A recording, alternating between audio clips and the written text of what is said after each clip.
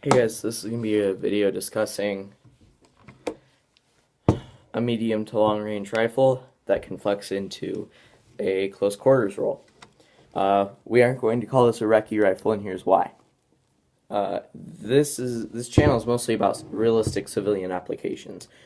A realistic civilian application, at least within a rule of law situation, is not going to be hunting and going out, scouting out an enemy location, obtaining intel, and bringing it back. That's not.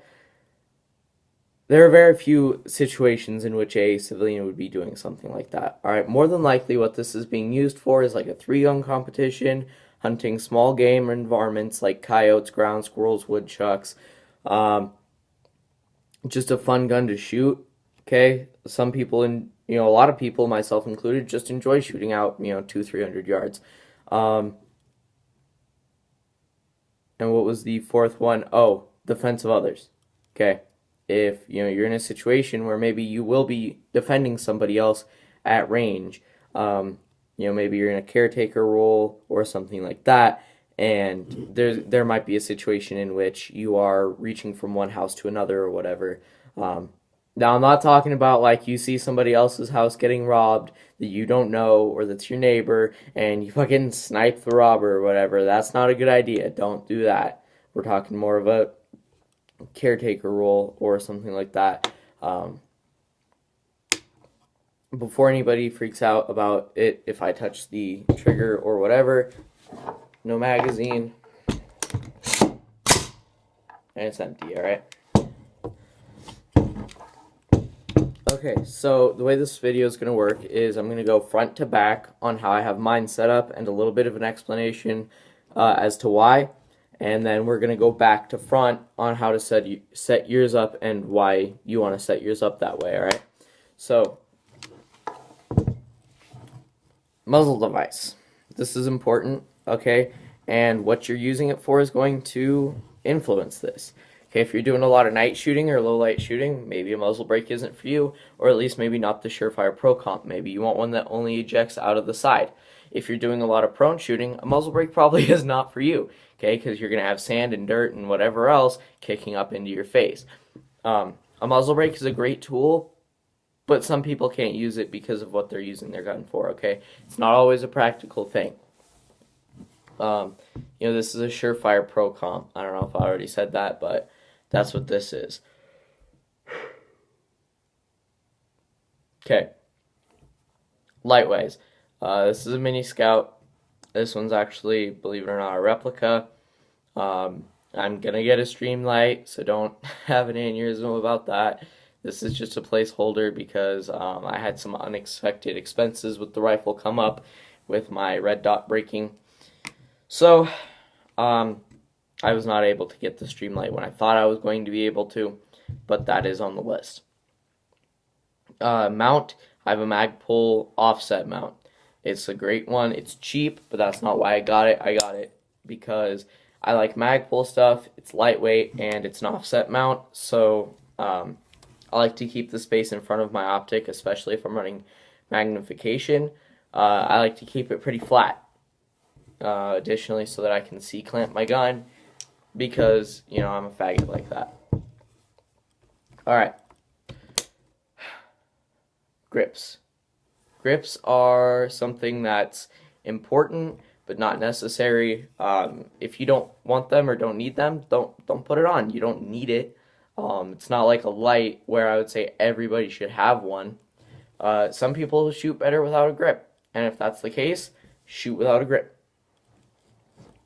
Okay, this particular one's an M-LOK MVG that I put on my Keymod rail here. I haven't actually shot with this yet, just got it yesterday, but so far it feels pretty stable. So hopefully the M-LOK system will work and won't, fall off of the Keymod rail. Barrel length. If you're shooting 5.56, which is what we're going to be talking about today, because I don't have a whole lot of experience shooting a 308, 16 or 18 inches is your best bet. I'm going to say more towards the 16 end of things. Reason being, you can still flex into the CQB role, which is an important part of this rifle concept. The 18-inch will give you a little bit better ballistics. So if you're always going to be shooting out at range, go with an 18-inch. But if there's going to be situations where you're closer in, maybe even within a building, go with a 16-inch. Okay, once you start getting up to like a 20-inch or whatever, you'll start losing muzzle velocity with a lot of 5.56 and 2.23 loads. Okay, so be cognizant of that. If you're shooting match grade all the time, 80% of the time or more, I would say, yeah, you can go with like a 20-inch or a 22-inch or whatever. But for most loads, a 16 or an 8-inch, or 16 or 18-inch barrel is the best. And that's going to give you plenty of accuracy. So that's what I would say is best. All right, now let's talk about gas systems. I'm a big believer in a rifle or a carbine length gas system. All right. The reason being, this thing has not stopped. Okay, I've put roughly 400 rounds through it, I believe, without cleaning it, without lubricating it. Okay, which obviously is not good for the gun. I'm doing it to torture test it. Once I find its failure point, it will be well maintained and everything like that. I've shot steel, I've shot brass, I've shot all sorts of different loads, shot reloads, like shitty reloads. I've shot everything you can imagine out of here. I've put 223 and I've put 5.56 through it. I've literally thrown snow into here because it's winter time. I threw a clump of snow in the bolt. I threw dirt. I threw this thing into the dirt and into the mud. This thing has yet to jam on me once. Okay, and the reason for that is, yes, you're going to get a little bit more kick, but because the rifle length gas system gives the gases less time to cool, there is the most pressure out of any gas system that you're going to get. Okay, there's pistol length ones. We're not going to get into those because if I remember correctly, those have some reliability issues. But anyways, this thing still shoots very soft with a carbine length gas system, and the reliability is nuts. Okay, the reliability is insane. And I've hit, within an MOA, 3-round groups on a man-sized target at 300 yards. Okay, and I've hit a man-sized target at 400. I don't remember if it was sub-MOA or not. Don't care. Twist rate, it honestly entirely depends on what rounds you're using. I'm using a 1 in 8 because that's what came with the gun. 1 in 7 is good if I remember right, the tighter the twist ratio, the heavier grain you want to use. I don't remember honestly, but I'm pretty sure that's the way it is.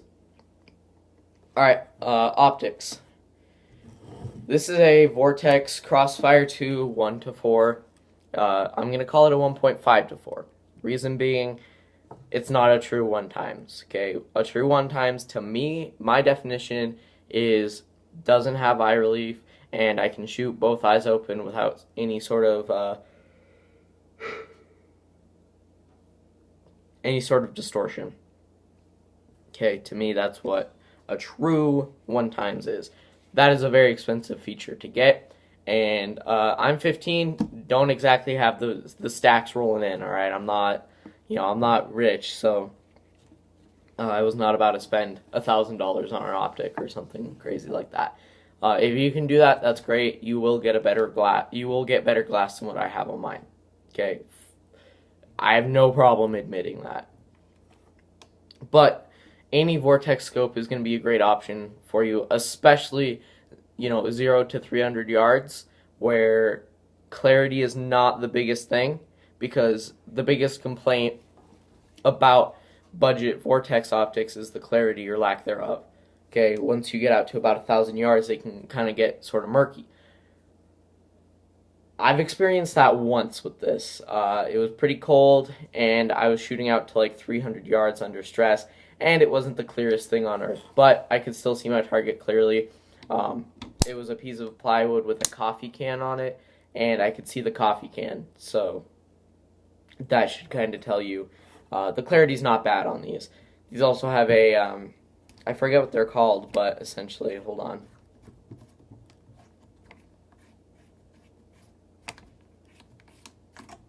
Okay, so first of all, they have quick adjust turrets. These are half MOA, which I actually prefer quarter MOA because you can get a little bit more precise, and 300 yards out, you're not going to be making any like 130 click things, alright? But basically, you can unscrew these and move the cap to wherever, and have 0 set into what your optic is sighted into, and then that way you can make your adjustments for different ranges. So like the other day, we were doing a lot of 100 yards and in stuff, so I dropped it down a little bit so that the dot would be closer to where the bore was. You can make quick adjustments. Get something with a pretty loose, I don't know what you call this, like magnification adjuster or whatever. You want it to be fairly loose, reason being you want to be able to turn between 4 and 1 pretty quick. Okay? Illumination is nice. You don't need it, but you do need it if you're going to be shooting in low light. Okay? Because you're not always, even if you have a decent light, you're not always A, going to want to use that light, and B, you're not always going to be able to reach out to whatever you're shooting at with that. I prefer one-piece mounts. Get whatever you like. If I remember right, one-piece mounts are slightly more stable. I don't remember, honestly. To me, I got it because it looked cool. Okay, completely, being honest, I got it because it looked cool. Alright. Now, on to grips. Okay. Grips are something that's not overly important, honestly.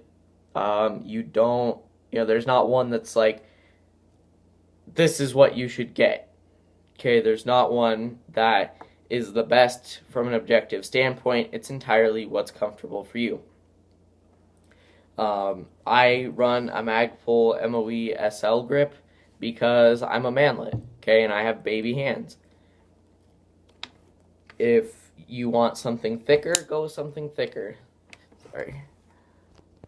Alright, if you want something thicker, go with something thicker. If you want something thinner, go with something thinner. If you want finger grooves, get one that has finger grooves. If you don't want finger grooves, don't get finger grooves. It's so simple. Okay, next, stocks. Stocks are actually something that's kind of important, believe it or not. To me, the 3 best options you're going to have for a 0 to 300 or 400 yards out gun is going to be the Magpul CTR, the Magpul ACS, which I personally don't have any experience with, or the Mission First Tactical whatever stock, the one that doesn't have this piece here. Okay, reason being, they're all fairly lightweight, and the CTR, and if I remember correctly, the ACS, which is Magpul's basically crane stock, have locking features. I don't think the Mission First Tactical one has that, but get something that's very stable. As you can see, there's barely any wobble on here. Okay, not even noticeable when you're shooting. I like this because it has the QD sling mounts. I like it because of how slim it is. If you're running an optic that's set up a little bit higher, you might want to run like the ACS or get the LaRue riser. Another reason why I like the CTR is because you can get the riser, there's a million spots to mount a sling, it locks, and you can switch out the rubber butt pad. Alright, so that's about it as far as how mine's set up. Sling. I have a Mission First Tactical sling point on the bottom so that it's ambidextrous.